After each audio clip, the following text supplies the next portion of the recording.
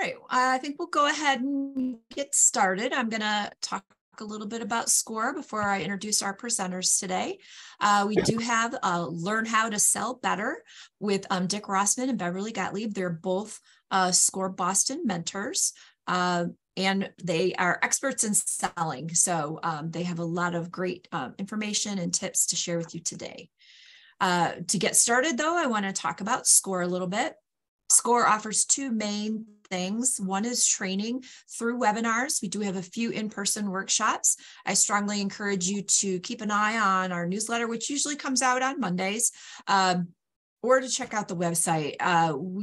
We're always adding new topics, brand new topics, and of course, bringing back the basics as well. In a routine fashion. So definitely encourage you to check those things out.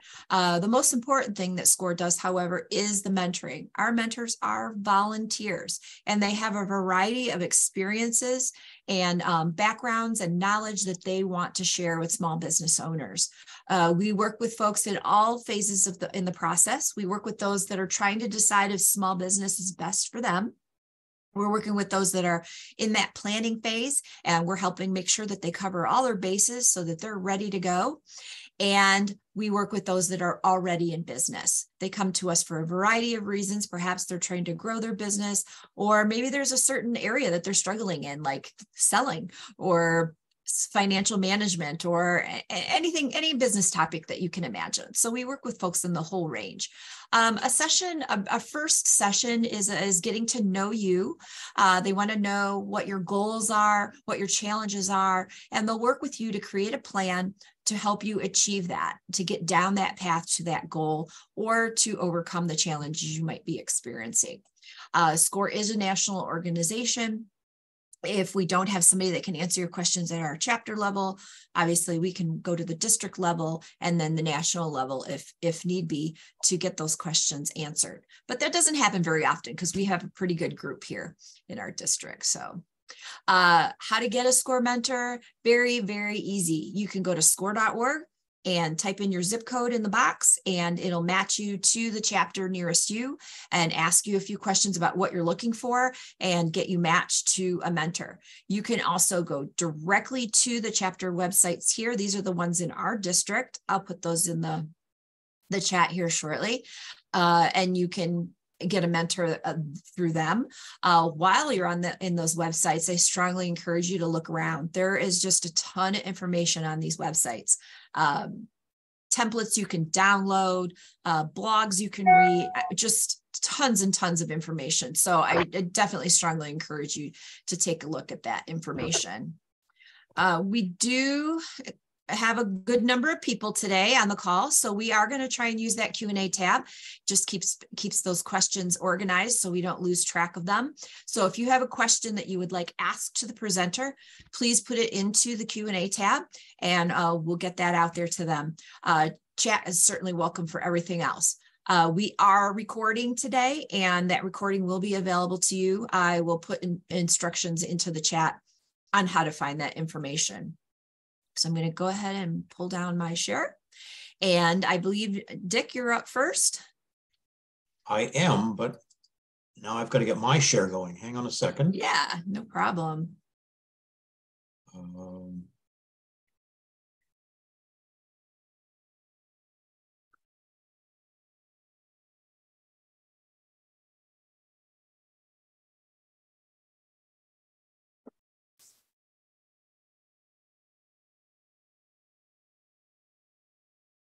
Yep, there we go.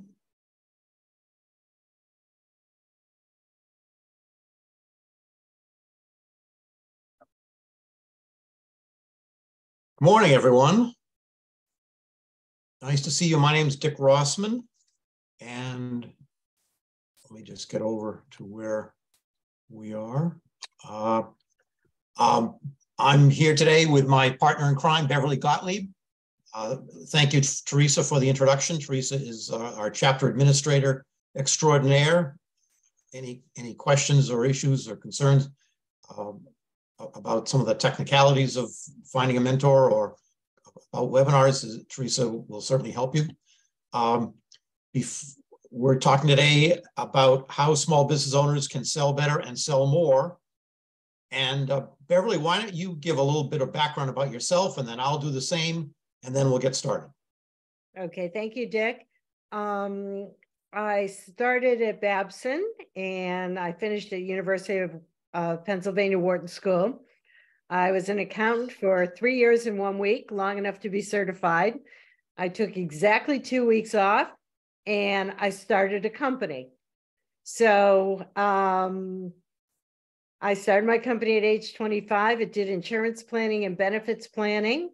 And I sold it at age 50 and was able to retire. So basically, I was a sales organization and I know exactly what everyone's going through as they try and launch their business and find enough customers.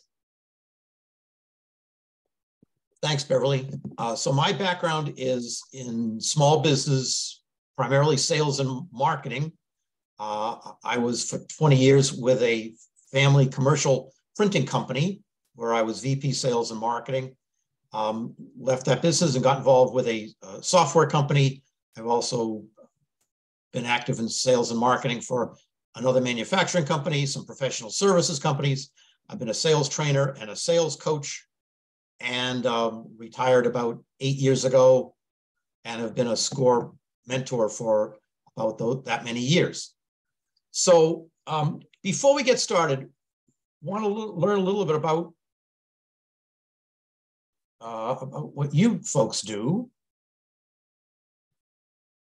Yeah, you don't want to be there quite yet. So put in the chat, if you would, a couple words about what are the products or the services that you sell.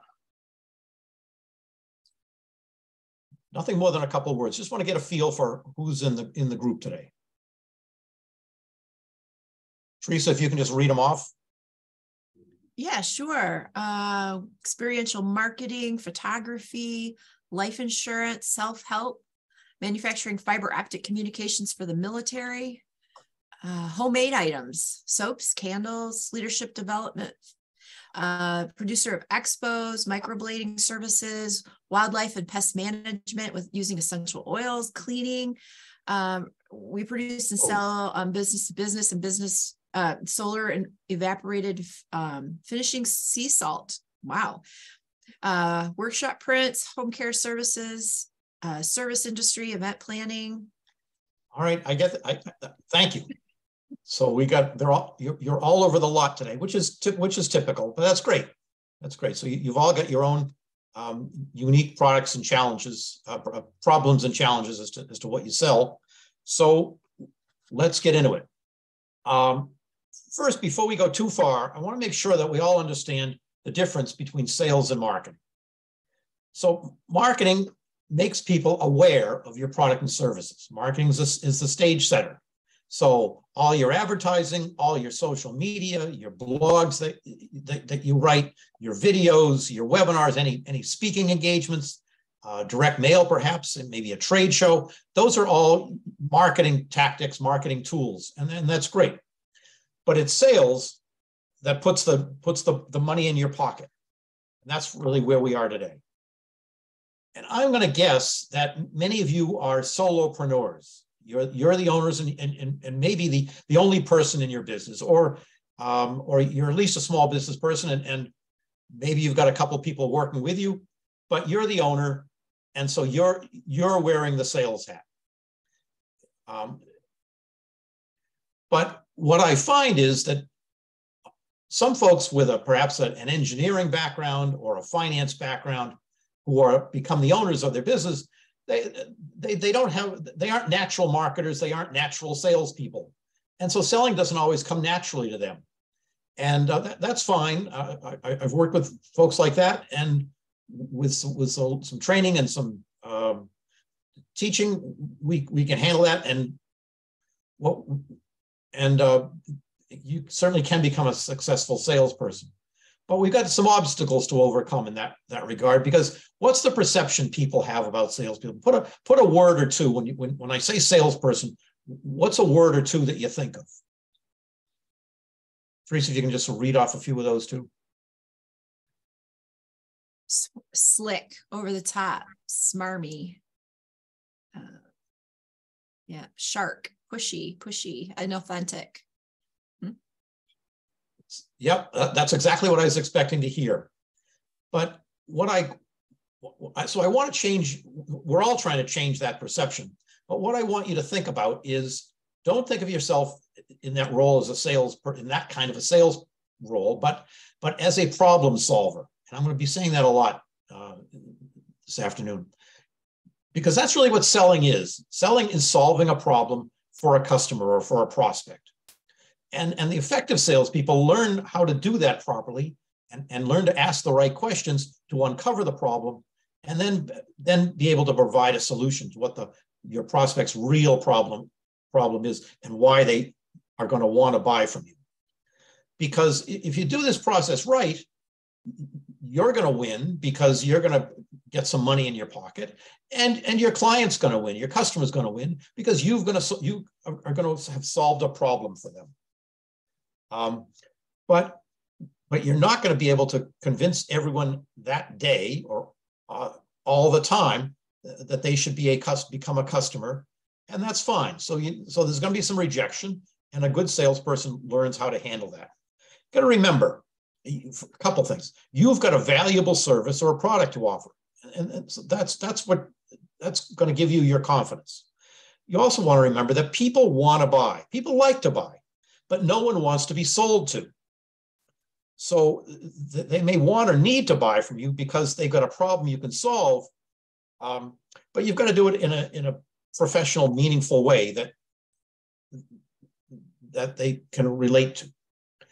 Before you get to that point, you've got to have confidence. You've got to have confidence two ways. First, you've got to believe in the benefits and the products or services. You've got to believe that you can solve your solution to your customers' issues. But you also need to believe that you're going to get the order. It's really hard to win if you go into a networking situation or a meeting and think, no, this isn't going to happen today. That's what we call head trash. Head trash is what goes on in our minds that has no basis in fact, but serves to set us back. It's things like, oh, she's looking at me cross-eyed. There's no way she's going to want to talk to me. Or he's got his hands crossed behind that desk. He's already tuned out. That's head. You don't know that. Maybe he's got a physical condition and is more comfortable if he has his hands crossed. You have no idea why that is. And when you go into a situation of meeting a prospect or trying to have selling in some situation, and you have those things going on in your head, you've already lost. So you got to get those out of your head. But you also need to know that you're not going to turn every prospect into a customer today. And that's okay. And notice I put the emphasis on that word today, because maybe their problem isn't big enough at the moment for them to spend some money or spend their time into solving their problem. And so what you want to be, but 6 months from now, who knows? And so what you want to be doing is staying in touch with them and being that professional, so that when they are ready, they think of you and you're the one that they go back to. The other important part that a good salesperson needs to do to maintain that confidence is to be able to separate your identity from your role. What do I mean by that? Your identity is who you are as a person. You're maybe a husband, a grandfather, a good friend, whatever it may be. That's your identity as a person. Your role is, and we all have lots of roles. Today, we're talking about our role as a salesperson. So maybe on a scale of 1 to 10, today you have a lousy day in your role as a salesperson. You made 20 phone calls and no one picked up the phone. You had a meeting canceled that you were really looking forward to. Whatever it may be, you may think of today on a scale of 0 to 10, you were only a 6 today in your role as a salesperson. But in your identity as who you are and who you know you are, you're 10, and you want to always be that 10. And when you go home at night, being able to distinguish between who you are in that identity and who you are as that salesperson is really important. So let's talk a little bit about who your customer is, because sometimes I'll meet with a new SCORE client and I'll ask them, oh, who do you sell to? Who's a good prospect for you? And every once in a while I'll hear, well, everyone can use my product or my service.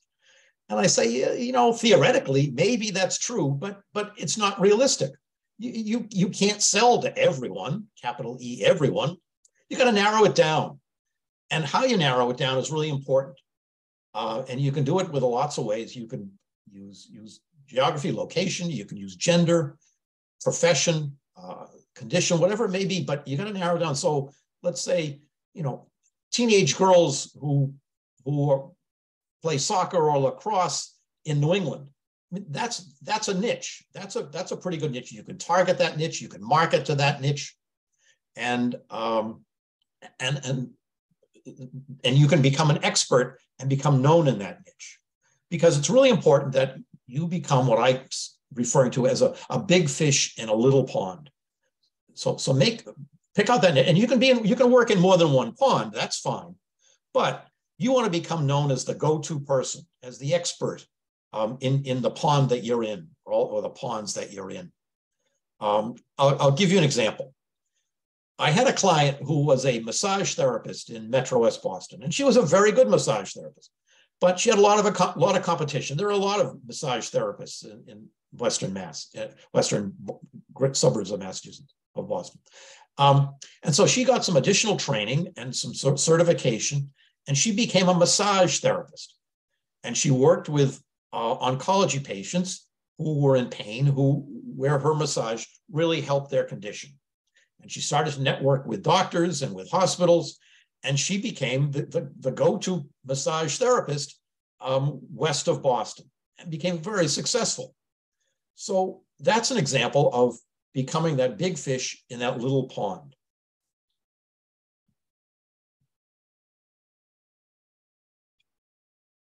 When I ask people, to describe what they sell, and the sale, they tick off all the features, all those wonderful features that they can offer, and I want to say to them, but that's not what's going to sell. That's not what's going to make you successful. What's going to make you successful is the value that you bring.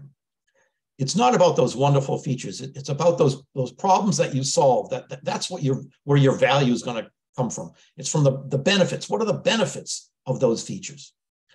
So you need to know what they are and what makes you valuable to your customers, and why you're different. What's different about what you sell from your competition?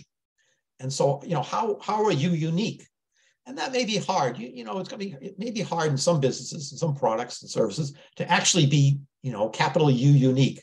And I understand that. So you need to strive for excellent. You obviously can't just be ordinary or average or just me too. So there's got to be something different, and that something may be you, and that's unique. There's only one of you, and so it certainly could be your attitude, your approach, your empathy, your understanding.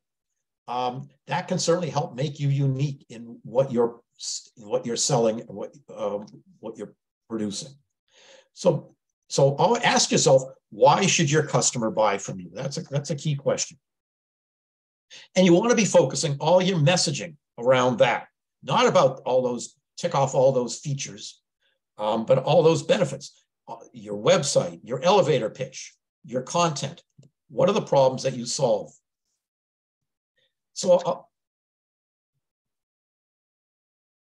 and the goal in meeting with a prospect is to uncover what those problems are.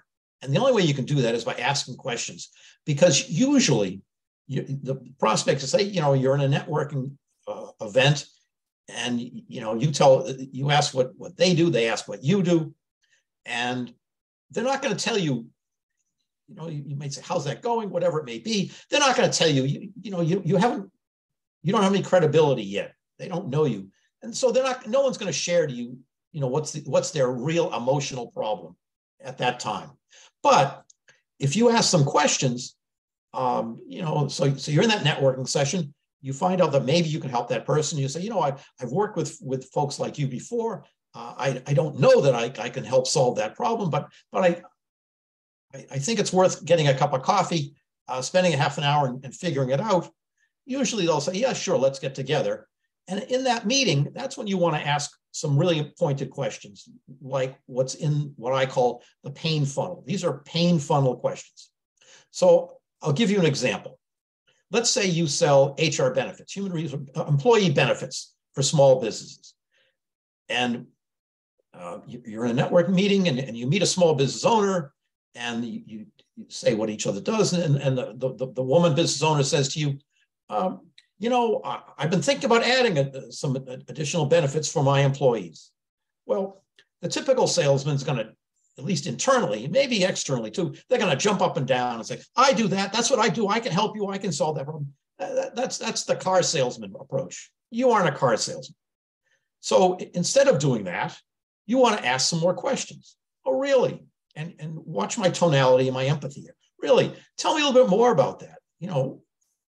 How long has that been a problem? What have you tried to do? How much does that cost you?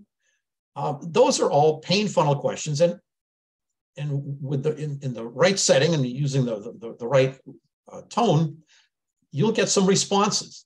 And you'll go beyond that initial statement of, I think I may need to add some benefits to my company, to learning with these questions. I've lost some key employees because my business isn't competitive. Some of my competition offers way more benefits to their employees than I do. And I'm really afraid if I lose another key employee, my business is going to be in trouble. Well, you just heard a really important word, afraid. When you hear a word like that, now you know you've uncovered what the real emotional problem that your prospect has. And there's an acronym for some of those words, FUDWACA, great word. Fear, uncertainty, doubt, worry, anger, concern, anxiety. And there's many more. When you hear your prospect use a word, one of those words or words like it, now you know you've uncovered what their emotional problem is. And you can say something like, oh, I understand. I've worked with some clients who've been in exactly the same situation. They've had very similar problems. Let me tell you what we did and how it worked out. Suddenly you are a solution. You're not a salesman. You've provided, you've presented hope to this person that their emotional problem is going to be solved. A few words about price, because people think that if their price is lower than their competition, they're going to sell more. And I'm going to say to that, baloney. You don't have to be the lowest price to sell more, because low price doesn't necessarily equal best value. And in that conversation that we just talked about, no one's even talked about price yet, but you've set yourself as being able to provide value to that business owner. You understand her problem. You've worked with it before. You've helped solve it for others. You've got value. And my best guess is that if she got your price and another price, and you were, you may have been higher, but not astronomically higher, she would go with you because she trusts you. She's learned, you've provided the solution to that person, and you've established your value. In that case, price becomes much less important. And so when you hear from a prospect that they're saying, oh, geez, I'm sorry, I didn't go with you. You were just too high. I'm going to suggest that maybe you haven't done a good enough job asking the right questions and haven't done a good enough job in this selling process. Because it's easy for that prospect to say, sorry, you were just too high. I went with the other guy. And you have no idea knowing if that's true or not. But the real reason often is not that. It's that you didn't define yourself well enough, and you didn't provide the value that they were looking for. Speaking of competition, it's really important that you know who yours is and what their strengths are and what their weaknesses are. And also know how you differ from them. And always assume your competitors are smart and capable just like you are, and never criticize them. I made that mistake once as a rookie commercial print salesman many, many years ago. Never forgot it. I was talking to one of my clients, and he was getting a bid from my company, a bid from another company, and I said something about, they're a good supplier, but their quality isn't quite always always 100%. And he looked at me a little funny, and I never heard from him for a month. And I got back to him and I said, did I do something wrong? What's going on? And he said, remember a few weeks ago, we had that conversation and you said something disparaging about XYZ printing company. He said, they're a good supplier of mine. And so when you criticize them, you were criticizing me too. And I didn't appreciate that. Well, I got back into his good graces. It took a while, but I never forgot that lesson. So think of your competition as just as that, as substantial and as capable as you are. You want to try and learn the arguments that your competition will use.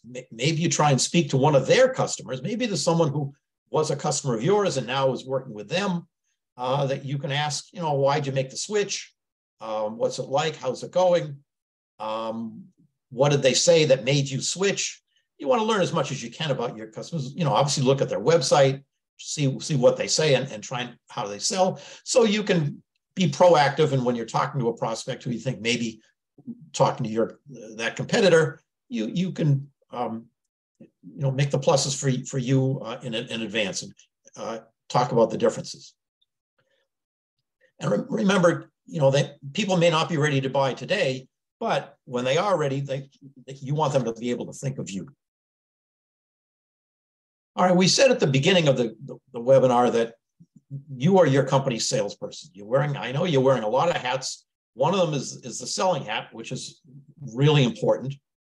And I'm going to suggest that it's crucial that you set aside time for selling. Put it in your calendar. You've all got calendars.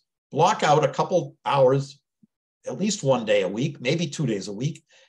Don't override it, because you can't wing it in selling. You've got to have a plan. You've got to be proactive, and you got to know what you're doing and set up an agenda for every day, every week. So use that time to reach out to new prospects, get back to people that you've spoken to a while ago that you haven't heard from, reach out to past customers, all those, do your marketing, check your inbound leads and follow up on them. That's all selling and marketing and selling time. And you've got to have a plan to address it and to keep with it. You also want to set some goals. We all work better with goals and objectives. And so the goals you want to set are what we call SMART goals. They're specific, they're measurable, they're achievable, they're relevant, and they're time-bound. But goals are really important. And we'll talk at the end of the webinar, we're going to talk a little bit more about goal setting and holding yourself accountable. So right now, I'm going to turn this over to Beverly, and I'll pick up at the end. Beverly? Thank you, Dick. So the first thing I'm going to do is start off with, I guess it's a mantra. Successful people do what others aren't willing to do. And you're going to see many examples of that during this part of the webinar. But again, successful people do what others aren't willing to do. So I'm going to start by touching on something Dick had touched on. You want to define as precisely as you can your customer, because it's really going to help you find them, know what to say to them. People don't take the time to do this, and it is probably one of the most important things that you can do.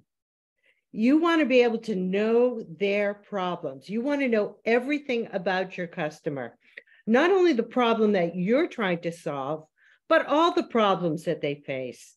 It'll help you create rapport. It'll help you create empathy. It will help you know where they go to get information, what websites they go to, what periodicals they read, what conferences they go to. All of this will help you find them and reach them. Next slide.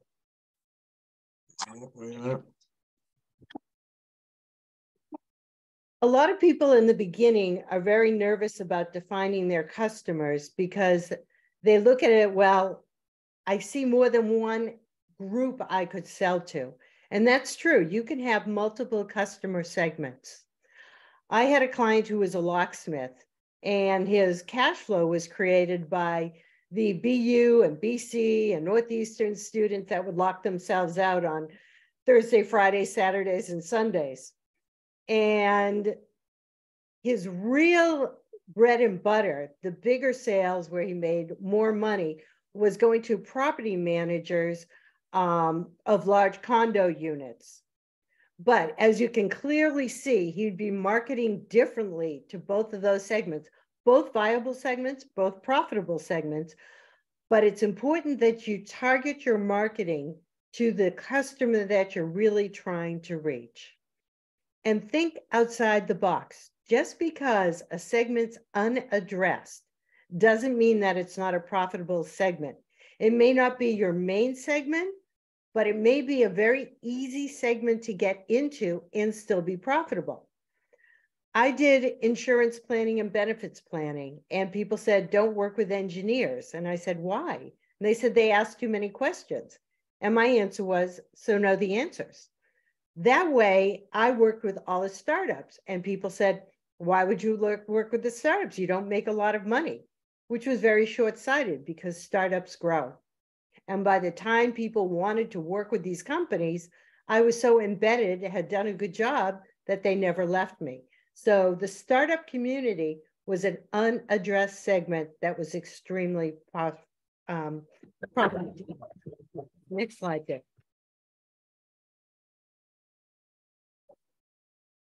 One before. There we go. It's really important to find prospects. I mean, even if you think you have enough prospects and you're very busy, you always must be prospecting. Even if you are getting some referrals, you still need to continue prospecting. You can never have too many prospects. And it's a lot easier to do this now.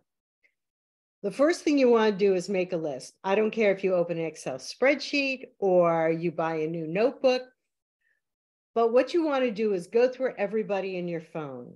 You want to go through all your Facebook friends, your Instagram followers, your LinkedIn contacts, and really list out in 3 columns who can buy from me now, who can buy from me later, and who can provide me with referrals, which is just as important as the other 2.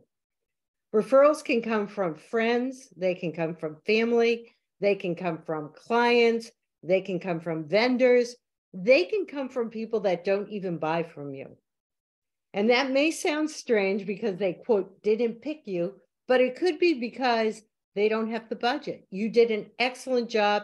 They'd really like to help you out, especially with all the time you spent. And so they're quite willing to give you referrals.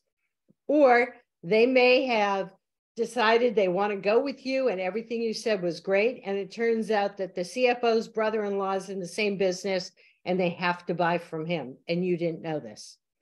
So it's really important that you ask everybody. You never know where your next best customer is coming from.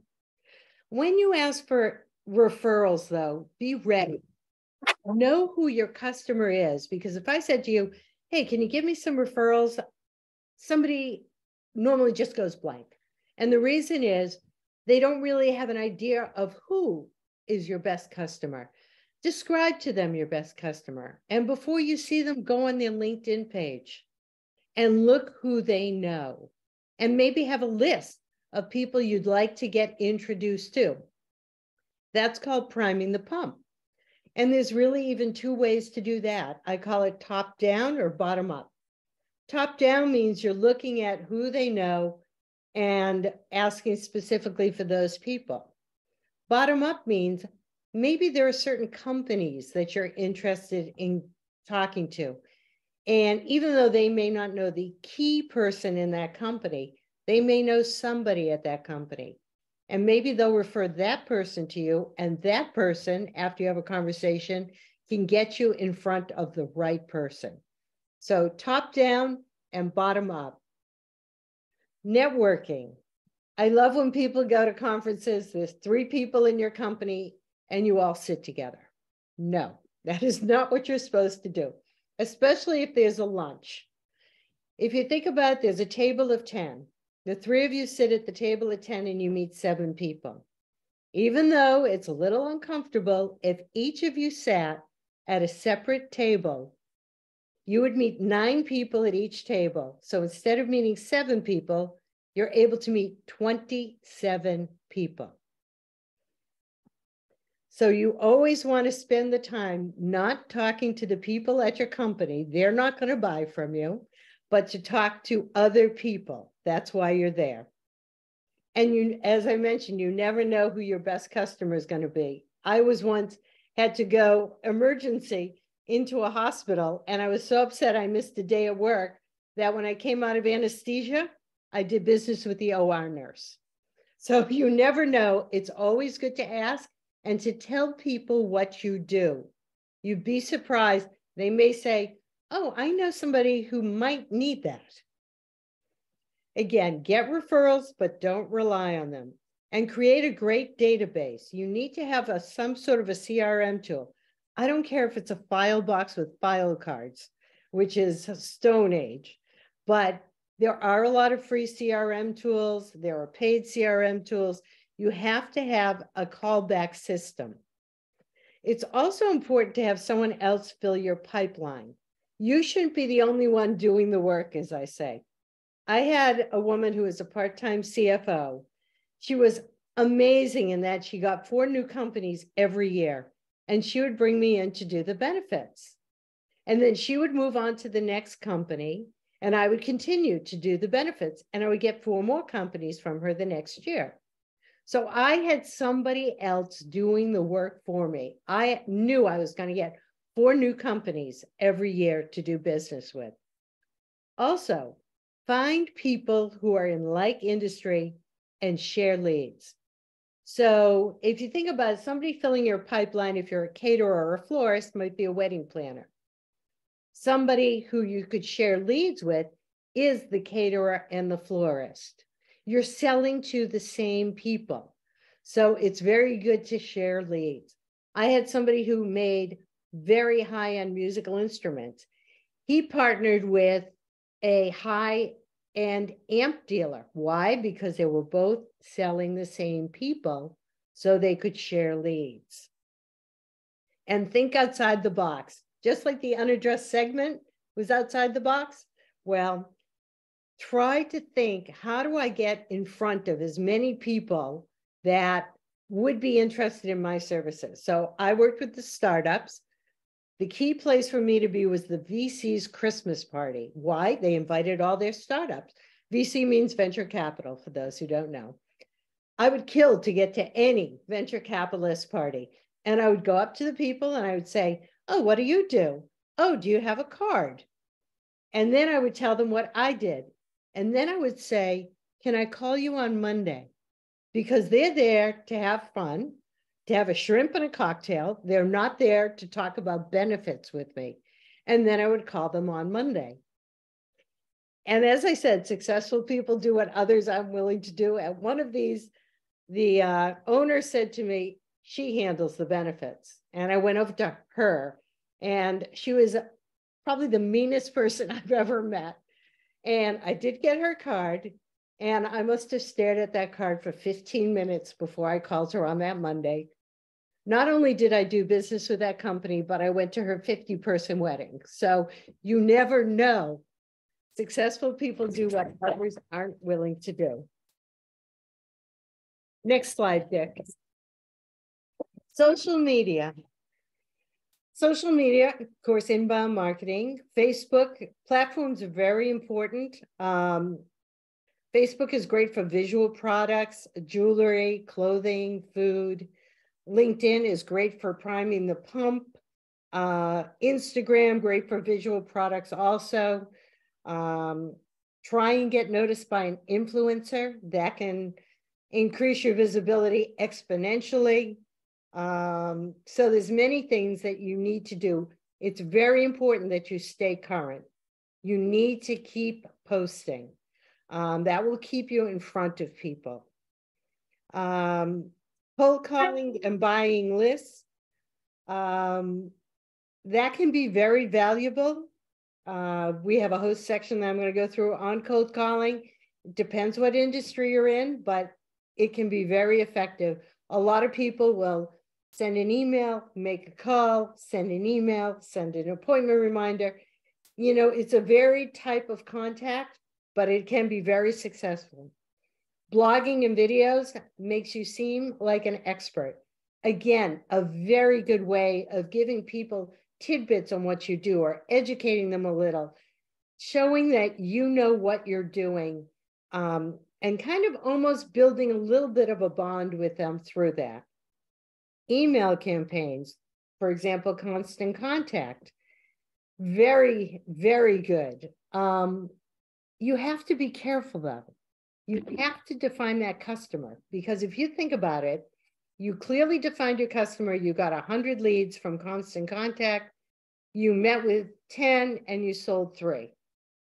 If you didn't define your customer as well, you might get 500 leads and you might be very excited about this. But embedded in that 500 leads are still only the same 100 that are your sweet spot. You're still going to only meet with 10 and you're still going to only sell 2 or 3. So if you think about it, you spend extra time, money, a lot more no's, a lot more frustration than if you had actually concentrated on your target market of those 100 people. And think outside the box. I want to work with startups. There used to be a list from Secretary of State's office, no phone numbers. And I used to go through that list and pick up the companies that I wanted to talk to. And because they charge for information from your home, I used to stand at a phone bank at a hotel and call information 400 times to get the phone numbers that I needed. And successful people do what others aren't willing to do. I was getting to these companies long before anyone else was able to reach them. Somebody in SCORE, his client was a dentist who opened up a dental practice in a very populated industrial area.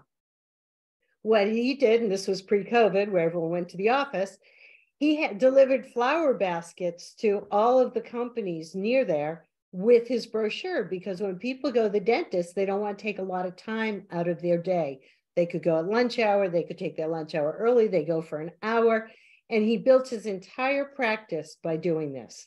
So again, try and be creative. Think about, where could my customers gather? How could I reach them in a unique and wonderful way? Next slide.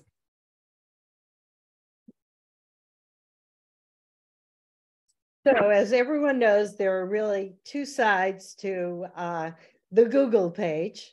One side is that where things come up organically, which is really important. You need AdWords, you need search engine optimization. You have to be really cognizant of getting yourself to the top of the list. Go back one, there we go. To the top of the list. Oftentimes you do need to hire somebody to help you with this, but a lot of people do it on their own. The other side is pay per click, where you actually have a blind bidding system to have your ad show up or the banner show up. This can be helpful for some organizations, but if you think about it, if they click on you and it doesn't convert to a sale, this can get very, very expensive. So you want to be careful if you decide to do a pay per click. Next slide. Direct mail. A lot of people think it's ancient, but for certain industries, it is extremely valuable. As we all know, it's high pollen time right now. If somebody sent me a card saying that they washed windows, I could use that. If a good landscaper who would do a small area would send me a card right now, I would do that. Even if they sent it to me in February, I'd probably save it and put it away. Not everything has to be through email. Direct mail still can be very valuable. Trade shows. trade shows, you want to talk to not only the attendees, but talk to the other vendors. And if you are at a trade show, don't be sitting back looking on your phone. Make sure you have enough people at the front of your booth. Even if it's a friend, if you're a one-person company, educate your friend on what needs to be done and have that person help you, because you might have multiple people and they're not going to wait to talk to you. Unless it's, well, some will, but they won't wait very long. Talk to the other attendees, because those are the people who are trying to sell to the same people you are. So maybe you can develop some strategic partners, alliances, share some leads with them. Speaking engagements. Speaking engagements and educational seminars can work very well, especially in service industry. Give them some tidbits. And it's helpful if you have everyone's email so you can thank them afterwards and see if they need additional information, add them to your emailing list. Also, I would suggest that if you're doing it in person, have a card that you are able to put on the seat saying, would you like more information, and give them a few categories of which you spoke on. And on the back, have their email address, even their phone number. They may not fill in their phone number, but they will fill in at least their email address. And then they'll drop it up at the front. Those people are your hot leads. You know now people who are truly interested, and you know which subject they were most interested in. Others, festivals, open markets, great for food products.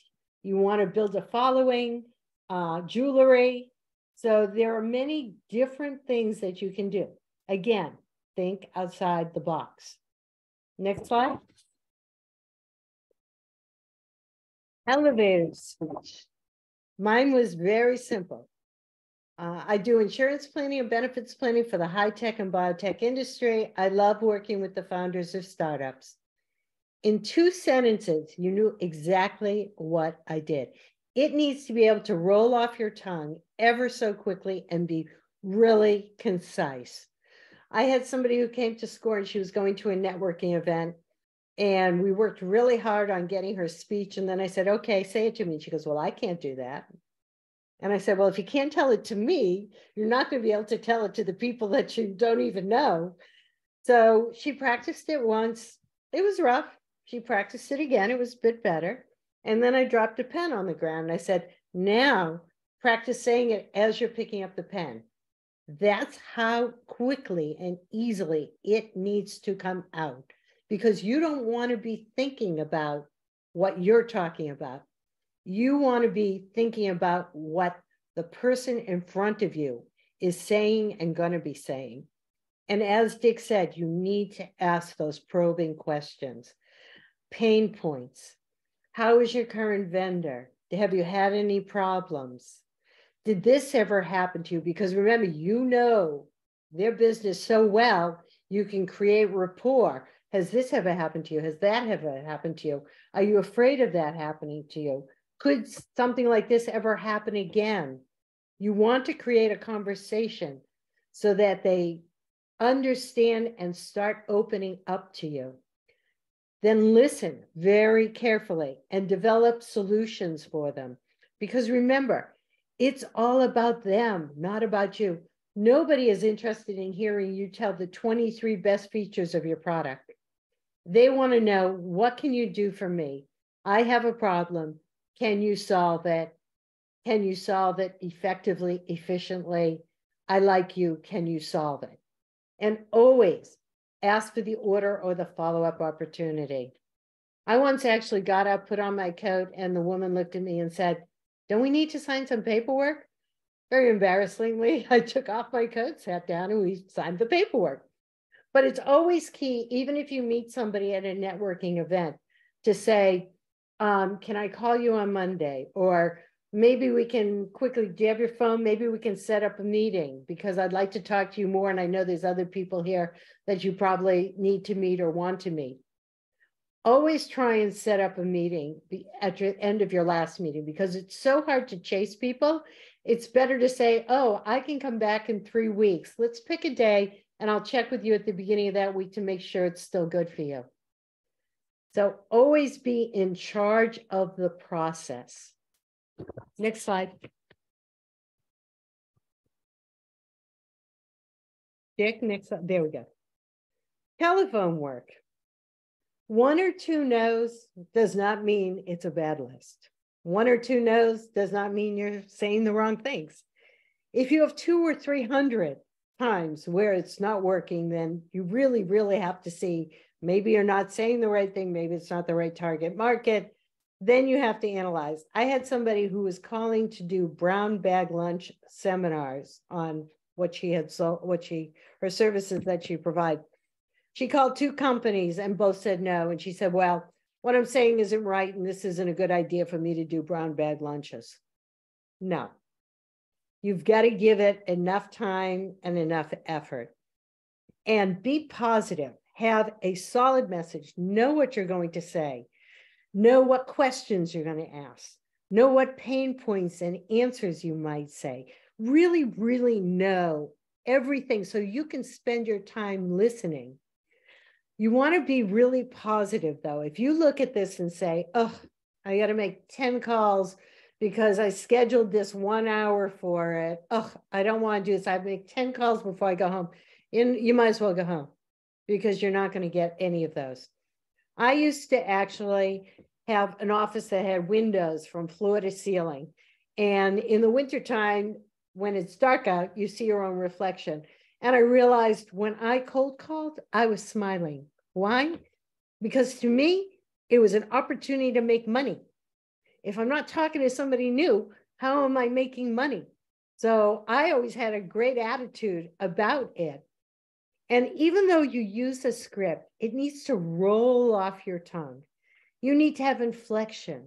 You need to have pace. You need to have tone. You cannot sound rushed. You cannot sound canned. You cannot sound like this is your 400th call of the day. Each one needs to sound distinct. Each one needs to sound special. Each one needs to sound almost like it's the most important call and they are the most important person you could have called today. I generally got an appointment from my first call every time. And that was because I was so fresh. You know, it was important to me. I had all the enthusiasm. So you need to make them sound natural and distinct. And remember, the best time to call for you may not be the best time to call, meaning you may have to call people. I used to call business owners 8 o'clock in the morning. Why? They were there before their assistant got in. They picked up the phone. I know this is in the Stone Age. Now there's all voicemail, but I used to call 4 o'clock on a summer Friday. Why? Because the only one left in the office was the business owner. Successful people do what others aren't willing to do. Next slide, please. Remember when you are cold calling that a goal is to get a meeting, or even with a referral, it's to get a meeting, not sell your product. Ask questions, do not sell. You want to build rapport, you want empathy. The longer you can keep them on the phone, the better, the more likely you're going to get an appointment because you're finding out about them. That is the whole point. Find out about them because you want to be the solution to their problems. Educate. Instead of sounding salesy, say, did you know if they're not coming up with problems? Did you know this could happen? I recently had a client have this happen. Has this ever happened to you? Which is, again, important that you know all the problems of your clients. And if they say no to having a meeting, always ask, is there a better time for me to get back to you? You don't know what's going on in their lives. They could be waiting for venture funding to come through and they can't purchase anything till then. They could be moving their offices in the next 3 weeks. They could be waiting for a big customer contract to be signed. They may have just hired a vendor for this and their renewal is going to be a year from now. So always ask, when is a better time for me to get back to you? Is there a given time of the year that you look at this? Is there a slow time of the year where we could just meet? Is there a time that you renew this type of information? And again, be organized and have that client management software. Next slide. The key is you need to establish rapport. When I had my company, if somebody went to MIT, they had a brass rat. That was what they called their signature ring. If I walked in and they had a brass rat on their finger, I had a new client. I knew how to make them feel. I knew what to say to them, what to make them feel comfortable, how to work with them, how to establish rapport. One of the things is if you don't feel like you're establishing rapport and you want to check, touch your face. Surprisingly and unconsciously, they will do that too. Or put your hands out on the desk in front of you. Body language is very important. You want to lean forward to people. You don't want to be back in your chair that this is unimportant.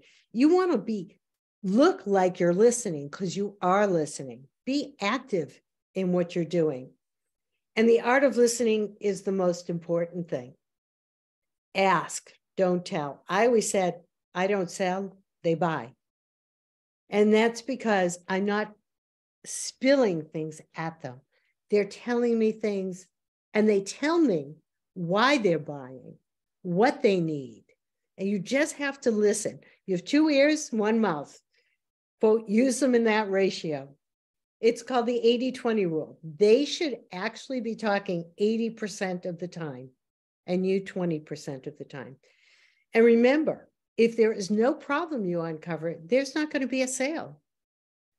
And one of the things that I also say is you want to know if there's competition, but you don't want to call in competition. So I always say, though most people only meet with me, have you talked with anybody else? I'm going to repeat that. Though most people only meet with me, have you talked with anybody else? And this is going to open your eyes to potential competition. Next slide.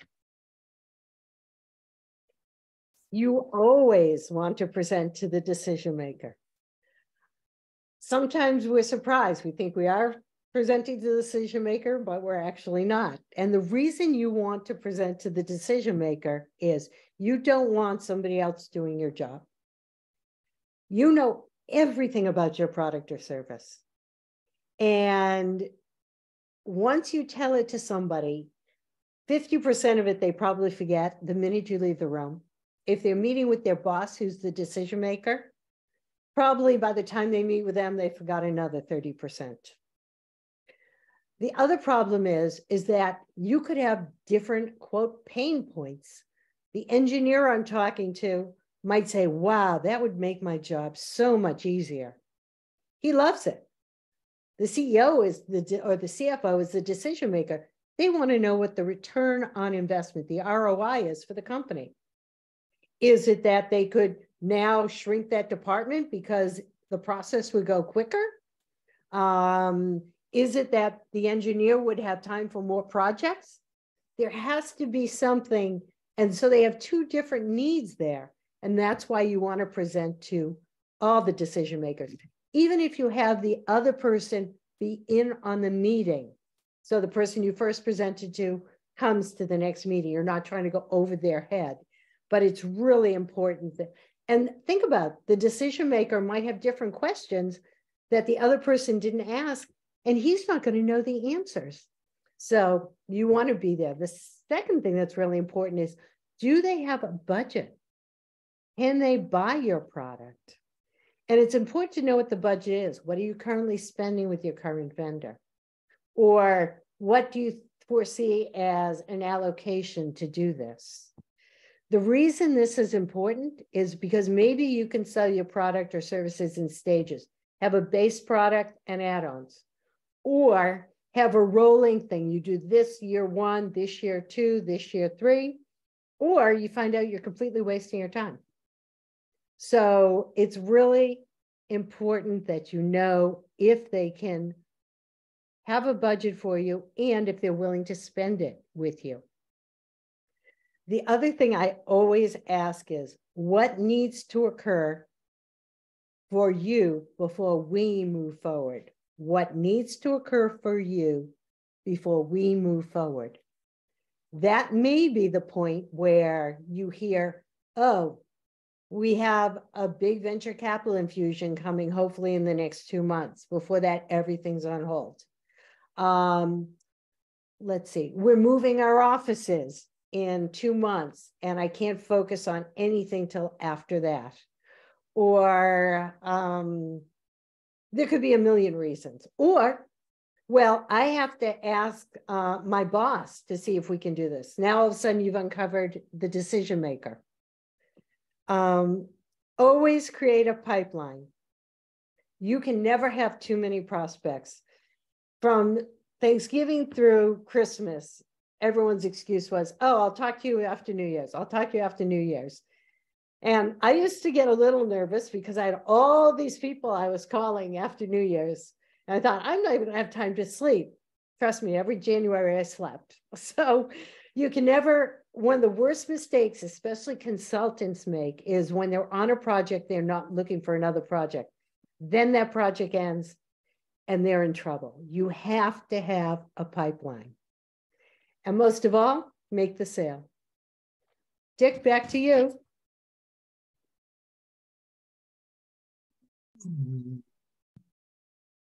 Thank you, Beverly. A few more points, and then we'll answer some questions and talk about if you're interested in getting a SCORE mentor. So first, let's come back and talk about the subject of goal setting and accountability. You need to be able to track your progress if you have a goal.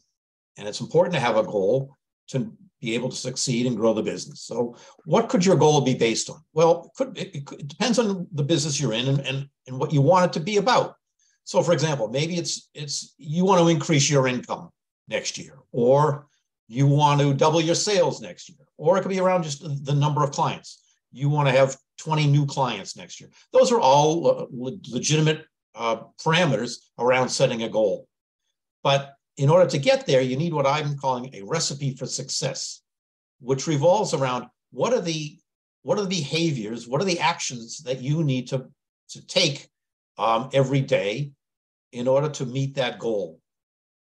And these behaviors could be making phone calls, going to networking events, meeting new prospects, sending out targeted mail, sending out emails, responding to inbound inquiries. I mean, those are all behaviors that a salesperson needs to do on a regular basis.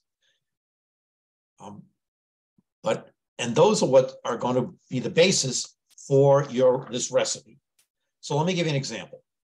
Let's say your goal is to add 12 new clients next year, a very legitimate goal. So that means you want to add 1 new client every month.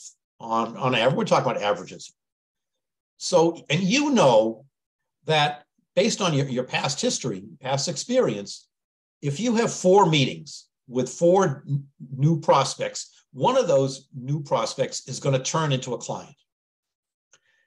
And so, therefore, to get that 1 new client every month, you need to have 1 prospect meeting every week to get that 1 new client every month. If you have 4 prospect meetings every month, one of those is going to turn into that client that we're looking for.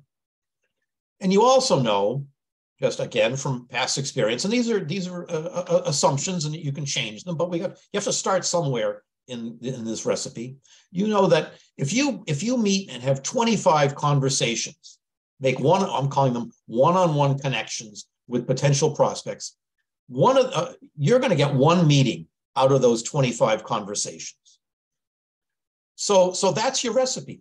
If you have those 25 connections, make those 25 connections, 25 conversations, legitimate email conversations, whatever it may be. If you have 25 of those every week, then you're going to get 1 meeting every week, and having those 4 meetings every month, one of those will turn into a new client that month.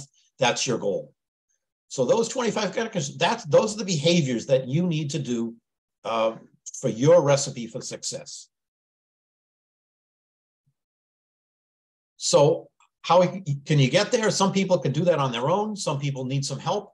We're working with a SCORE counselor is happy to help you set up that goal and help hold yourself accountable. So I see there are some questions that people have set out. Let's take a look. Recommendations for free CRM services. Beverly, I'm pretty sure that we have in our forum or in our internal reference system, we've got listings of free CRM services. Are you familiar with those? I think I can find that. I don't know any off the top of my head, but I'm also sure that you can Google it.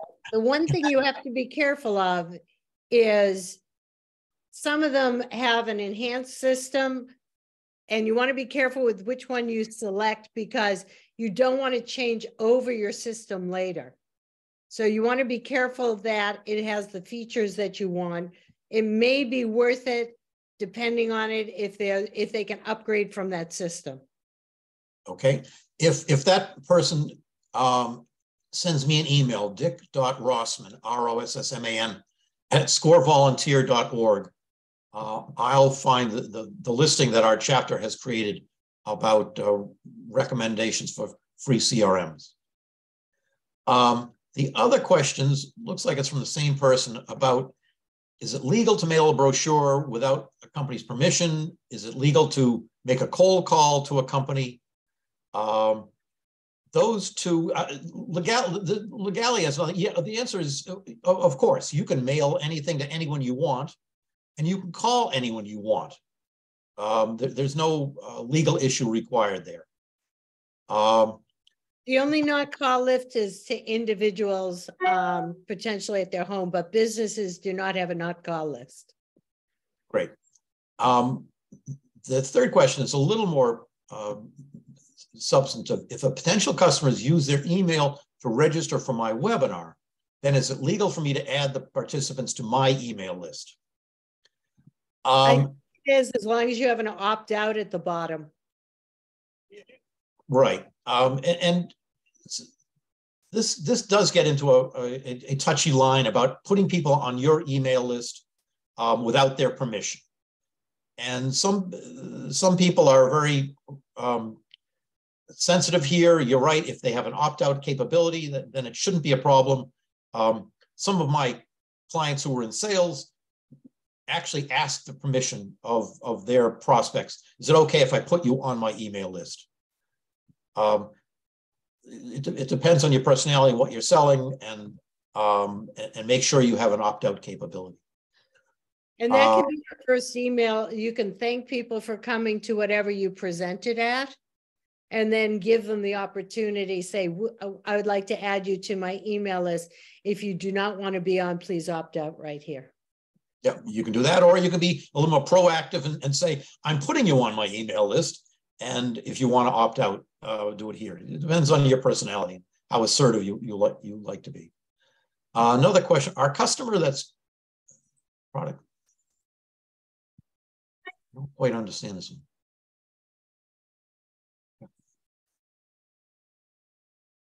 Our only contacts are the purchasing agents who will not give out that contact information. Oh, getting past this type of roadblock. Calling early or late. All right, Beverly, this is a getting to the decision maker or on a call issue.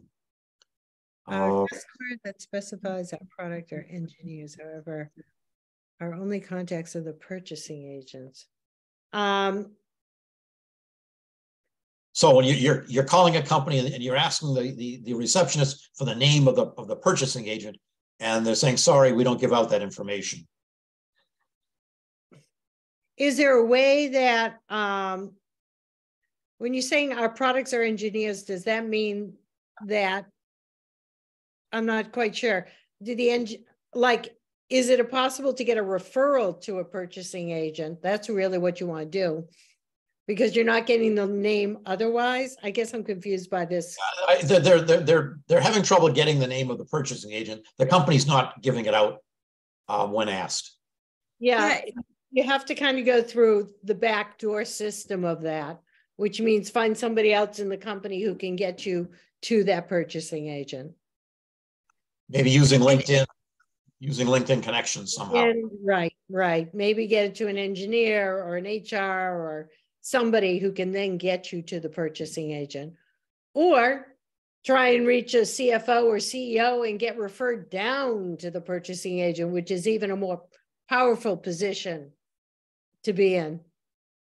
Because if you can go above that person, say, I was just speaking with so-and-so, he recommended I speak to you.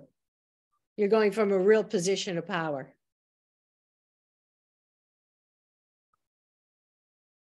Beverly, you looking at the next one. I'm selling a product looking to get subscription sales online. How do sales generate best for this? How to generate sales best? I'd need a little more information. I need more information, like what type of product. Send Beverly or me an email, and we'll set up a score meeting with you. Yeah. Teresa, we did it. Anything left? No, I was just going through the chat. I don't think anything got skipped in there. I think we got it all. I think you did it. Do you want to send her the best emails? Do you want to put my email and Dick's email in? Yeah, put it in the chat, please, Teresa. Yeah, I can do that. Do that right now for you. And if anyone wants to make an appointment with to get a score counselor, score mentor, send one of us an email, and we'll be happy to. We'll become your mentor if it's appropriate, or if it's in a field that we're not the right people, we'll find another SCORE Boston counselor for you. Yeah, and I'm putting my email in here as well, because I can make this, I can book the appointments with Beverly and Dick. So certainly. Teresa's a great matchmaker for all of us. Okay. All right. Well, I put those in the chat. So I think we got through all the questions. So I want to thank everybody for joining us today. And thank you to Dick and Beverly for sharing all that helpful information and insight. So have a good rest of your week, everybody.